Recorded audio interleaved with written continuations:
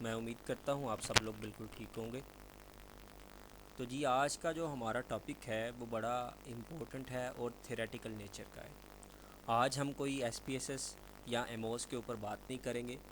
آج ہم ایک کویشچن کے اوپر بات کریں گے جو کہ ہر ریسرچر پوچھتا ہے، اور اسپیشلی جنہوں نے پہلی دفعہ ریسرچ کرنی ہوتی ہے۔ تو سوال یہ ہے، how to find a topic for your research paper.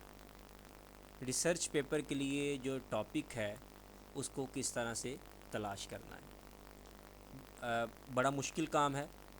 اگر یہ اچھے طریقے سے ہو جائے تو آگے سے جو ریسرچ ہوتی ہے وہ آسان ہو جاتی ہے۔ ٹھیک ہے، تو سٹارٹ کرتے ہیں۔ سٹارٹ کرنے سے پہلے جو ایک پوائنٹ ہے سب سے پہلے، وہ ہے نویلٹی آف ریسرچ۔ اس سے مراد کیا ہے؟ اس سے مراد یہ ہے کہ ریسرچ کے اندر کوئی نہ کوئی نئی چیز، کوئی نہ کوئی نیا ایلیمنٹ لازمی ایڈ ہونا چاہیے۔ وہ کوئی میتھڈولوجی ہو سکتی ہے، نئی آبزرویشن ہو سکتی ہے، جس کے نتیجے میں نیا نالج سامنے آتا ہے۔ اگر تو کوئی نیا نالج سامنے آتا ہے تو ہم کہیں گے کہ وہ ریسرچ ناول ہے، وہاں پہ ناویلٹی آف ریسرچ پائی جاتی ہے۔ ٹھیک ہے، ایسی چیز جو پہلے نہ ہو اور آپ کے ریسرچ کرنے کے بعد آئے تو پھر ہم کہیں گے کہ جو آپ کی ریسرچ ہے وہ ناول ریسرچ ہے۔ ٹھیک ہے، تو کوشش کریں ایسی ریسرچ کریں جو کہ ناول ہو، کیونکہ اس کی جو ورتھ ہوتی ہے وہ زیادہ ہوتی ہے۔ اب کچھ طریقے ہیں جہاں سے آپ کو جس کو کرنے سے آپ کو ریسرچ پیپر کا ٹاپک مل سکتا ہے۔ سب سے پہلے تو ٹیکسٹ بکس ہوتی ہیں، سلیبس ہوتا ہے، کلاس نوٹس ہوتے ہیں، یہ بھی آپ کو مدد کر سکتے ہیں کہ آپ ایک اپنا ٹاپک فائنڈ کر سکیں۔ اس کے علاوہ آپ کی جو فیلڈ ہے وہ ایچ آر ہو سکتی ہے، مارکیٹنگ ہو سکتی ہے، اکاؤنٹ اور فائنانس ہو سکتی ہے، اس کے جو ہاٹ ایشوز ہیں ان کو سرچ کیا جائے، وہاں سے ایک براڈ ٹاپک کو اٹھایا جائے، پھر اس کو نیرو ڈاؤن کرنے کی کوشش کی جائے۔ اس کے علاوہ آپ اپنے ٹیچر سے پوچھ سکتے ہیں، فیملی فرینڈ سے ان پٹ لے سکتے ہیں۔ اگر ان کو ریسرچ آتی ہے اور آپ سمجھتے ہیں کہ وہ اس قابل ہیں کہ آپ کو اچھے طریقے سے گائیڈ کر سکتے ہیں، تو آپ ان سے بھی ٹاپک کے متعلق پوچھ سکتے ہیں۔ اس کے علاوہ کچھ امپورٹنٹ ورڈز ہوتے ہیں جن کو ایز اے کی ورڈ یوز کیا جا سکتا ہے۔ ٹھیک ہے، work engagement, job satisfaction, turn over intention, آپ ان چیزوں کو یوز کر سکتے ہیں۔ اس کے علاوہ آپ کا instructor, course readings, class notes, Wikipedia, Google, یہ ساری ایسی طریقے ہیں جن سے آپ کو مدد ملتی ہے ایک براڈ ٹاپک حاصل کرنے کی، اور پھر آپ اس کو نیرو ڈاؤن کرنے کی کوشش کرتے ہیں۔ ٹھیک ہے، اس کے بعد ایک اور پوائنٹ ہے جہاں پہ لکھا ہے library resources like Credo, reference unlimited, Gale virtual reference library, C Q researcher اور سبجیکٹ اسپیسیفک انسائکلوپیڈیاز۔ یہاں سے بھی آپ کو ٹاپک کا آئیڈیا ملتا ہے۔ کیوں ملتا ہے؟ کیونکہ یہ ایک ٹاپک کا انٹروڈکشن دیتے ہیں، اس کا اوور ویو دیتے ہیں۔ جب آپ کوئی ٹاپک پڑھتے ہیں تو آپ کو اگر وہ نظر کو بھا جاتا ہے تو پھر آپ کوشش کرتے ہیں کہ اس کے اوپر ہم اور کام کریں۔ ٹھیک ہے، تو یہاں سے بھی آپ کو جو آپ کے ریسرچ پیپر کا ٹاپک مل سکتا ہے۔ اس کے علاوہ دو اور پوائنٹ ہیں جو کہ میں نے یہ لکھے ہوئے ہیں۔ ٹھیک ہے، اور یہ سب سے امپورٹنٹ ہیں۔ آپ پہلی دفعہ اگر ریسرچ کر رہے ہیں تو پھر یہ اور بھی زیادہ امپورٹنٹ ہے۔ تو ایک پوائنٹ ہے ریپلیکیشن آف پیپرز، یعنی کہ جو پہلے پیپرز پبلش ہو چکے ہیں، یعنی کہ جو پہلے ماڈل پبلش ہو چکے ہیں، آپ ان کو ریپلیکیٹ بھی کر سکتے ہیں۔ مثال کے طور پہ میں آپ کو ایک مثال دینے کی کوشش کرتا ہوں۔ یہ ٹاپک، یہ ایک ماڈل ہے جس کے اوپر ہم کام کر رہے ہیں۔ میں ایس پی ایس ایس اور ایم اوز کی جتنی بھی ویڈیوز ہیں وہ میں اس ٹاپک کے اوپر بنا رہا ہوں۔ ٹھیک ہے، سمجھیں کہ یہ ٹاپک پہلے پبلش ہو چکا ہے۔ آپ اس ٹاپک کو اٹھا کے اس کے اوپر بھی ریسرچ کر سکتے ہیں، آپ اس ٹاپک کو ٹیسٹ کر سکتے ہیں۔ سمجھیں کہ یہ ٹاپک ویسٹرن کنٹریز کے اندر پبلش ہوا پڑا ہے، وہاں پہ اس کو ٹیسٹ کیا گیا تھا۔ آپ اس کو پاکستان میں ٹیسٹ کر سکتے ہیں۔ پاکستان میں ٹیسٹ کرنے کے بعد آپ کہیں گے کہ جو پہلے تھا وہ ایسٹرن کنٹریز کے اندر تھا، اب ہم ویسٹرن کنٹریز کے اندر تھا، اب ہم اس کو ایسٹرن کنٹریز کے اندر بھی ٹیسٹ کیا ہے، تو جنرلائزبلٹی بڑھی ہے۔ آپ کو پتہ ہے کہ سوشل سائنسز کے اندر جو ٹاپکس ہوتے ہیں، جو تھیریز ہوتی ہیں، جو پیپر پبلش ہوئے ہوتے ہیں، ان کی جنرلائزبلٹی ضروری ہوتی ہے، اس لیے ان کی ریپلیکیشن کی جا سکتی ہے۔ اس میں کوئی بڑا مسئلہ نہیں ہوتا ہے. یہ بھی تھوڑی سی ناویلٹی کے اندر آتی ہے چیز کہ آپ نے ایک ماڈل اٹھایا, اس کو ایک ورک سیٹنگ سے دوسری ورک سیٹنگ کے اندر آپ نے ٹیسٹ کرنے کی کوشش کی. یہ بھی ناویلٹی کے اندر آتی ہے. آپ اس کے علاوہ اور کیا کر سکتے ہیں؟ آپ یہی ٹاپک اٹھا کے سیمپل سائز چینج کر سکتے ہیں. یہی ٹاپک اٹھا کے آپ سیمپلنگ ٹیکنیک چینج کر سکتے ہیں. آپ یہی ٹاپک جو ہے اس کو مختلف انڈسٹریز کے اندر یوز کر سکتے ہیں. جیسا کہ اگر مثال کے طور پہ یہ ٹاپک جو ویسٹرن کنٹری کے اندر تھا وہ بینکنگ سیکٹر میں ٹیسٹ ہوا ہے, تو آپ اس کو اٹھا کے ایجوکیشن سیکٹر کے اندر بھی اپلائی کر سکتے ہیں. آپ اسی کو اٹھا کے پبلک سیکٹر میں پولیس ڈپارٹمنٹ کے اندر, ہاسپٹلس کے اندر بھی آپ اس کو یوز کر سکتے ہیں. تو یہ بھی ناویلٹی کے زمرے میں آتا ہے. اس کے علاوہ جو ڈیٹا کو اینالائز کرنے کی ٹیکنیکس ہوتی ہیں آپ وہ بھی ڈیفرنٹ یوز کر سکتے ہیں.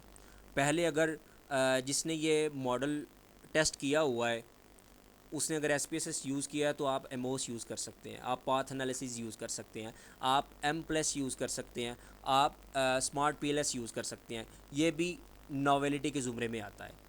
ٹھیک ہے, ریپلیکیشن تو ہو رہی ہے لیکن اس میں کوئی نہ کوئی چیز ساتھ چینج ہو رہی ہے. جیسا کہ ہم نے نیچے پڑھا کہ کوئی نئی میتھڈولوجی یا نئی آبزرویشن جس کی وجہ سے نیا نالج ڈسکور ہو. ٹھیک ہے, تو نیا نالج تو ڈسکور ہو رہا ہے چاہے آپ ایک ہی ماڈل کو ریپلیکیٹ کیوں نہیں کر رہے ہیں, جنرلائزبلٹی اس چیز کی بڑھ رہی ہے.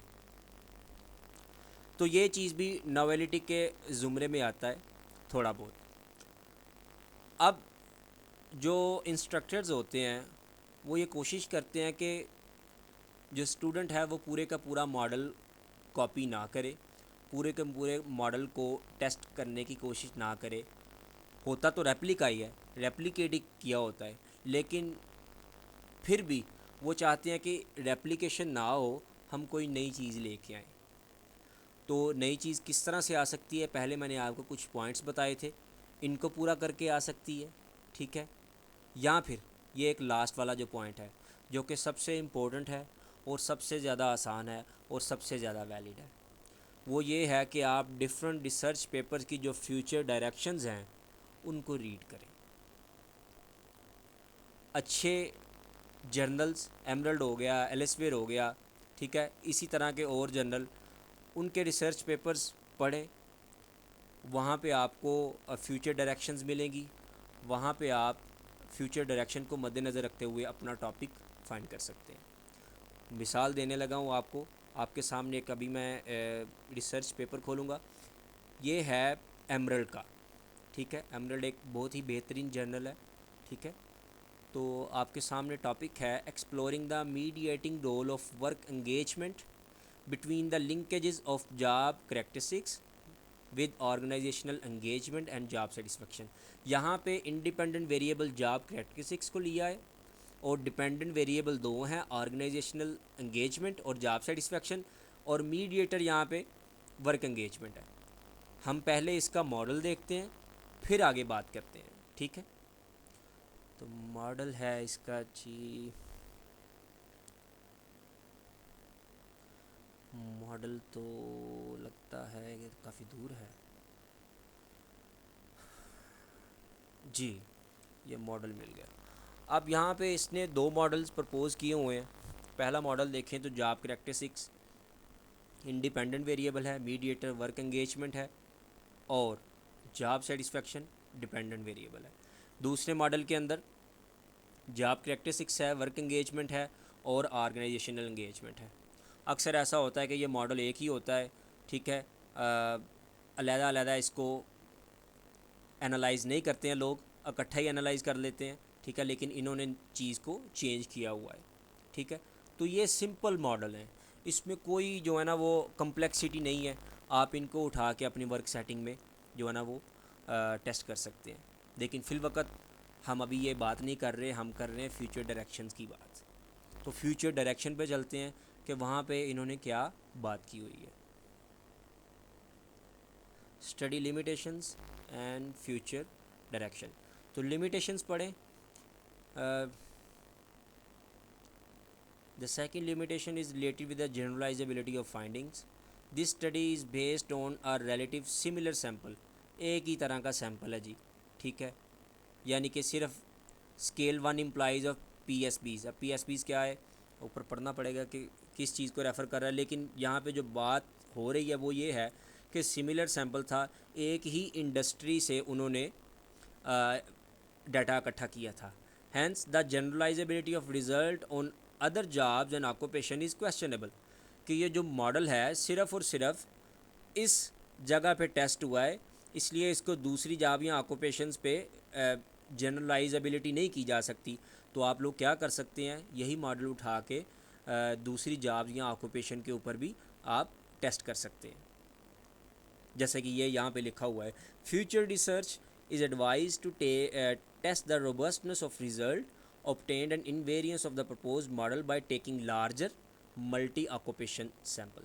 یعنی کہ سیمپل سائز بھی بڑا کریں اور آکوپیشن بھی جو ڈفرینٹ ہوں, جیسے کہ بینکنگ سیکٹر ہو سکتا ہے, ٹیچنگ سیکٹر ہو سکتا ہے, اس کے علاوہ پرائیویٹ سیکٹر ہو سکتا ہے, پبلک سیکٹر ہو سکتا ہے.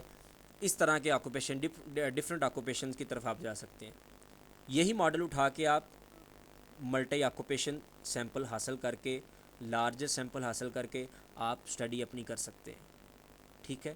اس کے علاوہ یہاں پہ انہوں نے بات کی ہے third, all constructs of the obtained study have been made by self report data. Self report data کیا ہوتا ہے کہ آپ جس بندے کو آبزرو کر رہے ہوتے ہیں نا, اسی بندے سے ڈیٹا فل کروا رہے ہوتے ہیں. اس کی وجہ سے کیا ہوتا ہے, کامن میتھڈ بائس آ جاتی ہے. کامن میتھڈ بائس کیا ہوتی ہے, ہم آنے والے لیکچر میں اس کے اوپر ڈیٹیل سے بات کریں گے.